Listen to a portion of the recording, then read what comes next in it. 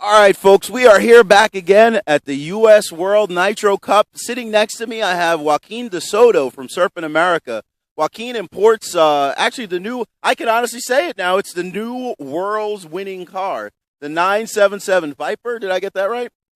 Right. No, the Viper was, it's actually been a great car since it was introduced at the beginning of the year. It won the Winter Nats, and the rest of the year it did awesome. I mean, everybody that gets it is going faster. It's super easy to work on. The car is right out of the box, fast, but easy also for the normal guy. The base setup is works. And at the Worlds, with the Tahashi brothers, they were dominating from the get-go, and Sadaiko TQ'd, won.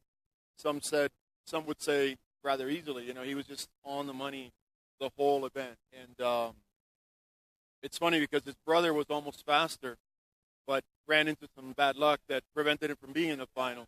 But that just goes to show you that all over the world, because in Europe, Mark Green has been on fire this year running an 8-scale. And so in the hands of our team drivers, it's just been a phenomenal car for the whole year. We had, I think, 4 cars at the Nationals in the main, which was the most of any manufacturer. And, I mean, nothing but good things to say about the car. So the new car, you bring up a very good point, and I want to put some emphasis and focus on that, is out of the box. So this is for some shout-out for the guys at home. You met him when he came up at Blue Diamond. Juwan Hunter and Irv Cole are longtime, diehard Serpent supporters. And, they got the new car, and I can honestly tell you that, Irv was going ridiculously fast with the 747 as well. But we're going to talk about the 747 in just a minute, but I want to stick with the A scale. So the level of dominance of the car, Paolo, every time I see him with that car, I mean, he's ridiculous. It's durable. The car, off of things. It's a very strong car, so it's not just that it's fast, but it's a well-built car. So people can bounce off the walls. It doesn't fall apart. It's easy to work on. So if you do actually break something or if you want to change a belt, it's, in my opinion, the easiest car to work on right now. Changing belts is a very, you don't disassemble the whole car anymore. Just pull some pieces out.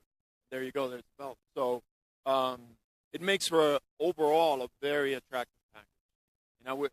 I haven't done like a count, but I think it's the most popular 8-scale. So there's a lot of them here. So, that's very important for us to bring new people into the hobby. Now, I've been doing it for a while, and I'm sure you have too, so we're kind of used to it, and we take it for granted. But the ease of entry to be competitive, I think, is important for us to build and grow the hobby. And you're right, there are a lot of them in the pits, and that's also a good thing, because if you break something, you can ask a buddy for a part, right? No, and it just goes to show you that it's not a car that you have to get it and work for 6 months at it to make it feel the right way. No, it's out of the box. It's a great car.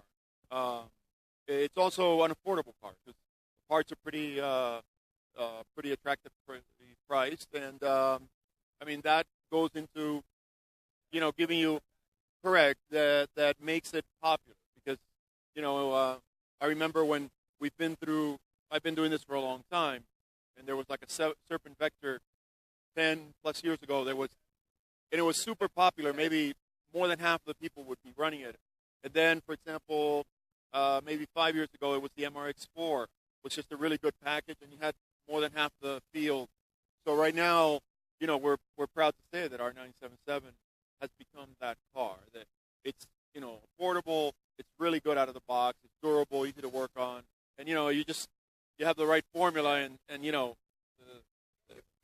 definitely capitalizing on that success. And it shows in the 747, and not only in the engineering of the 747, but also in the way that you're going about the modifications, the upgrades, the option parts of the 747, and the fact that you include so many parts that would normally be options in the box with the 747. So I've had the opportunity to stay close to the 747 and see its evolution from the 733, to the 747. So talk with me a little bit about the 747 and your take on it, and kind of how that goes.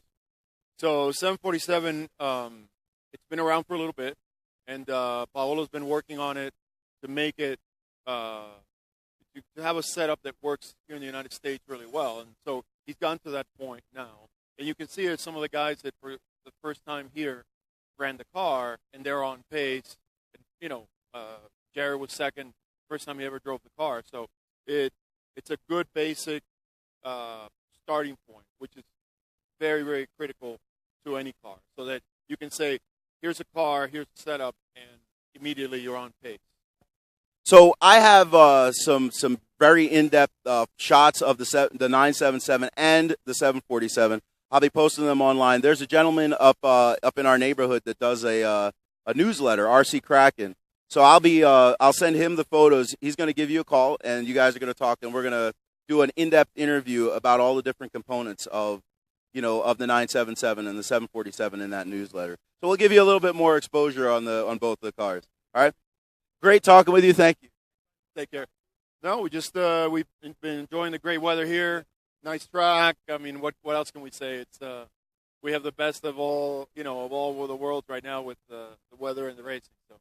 Perfect. Thank you. Joaquin De Soto, Serpent America.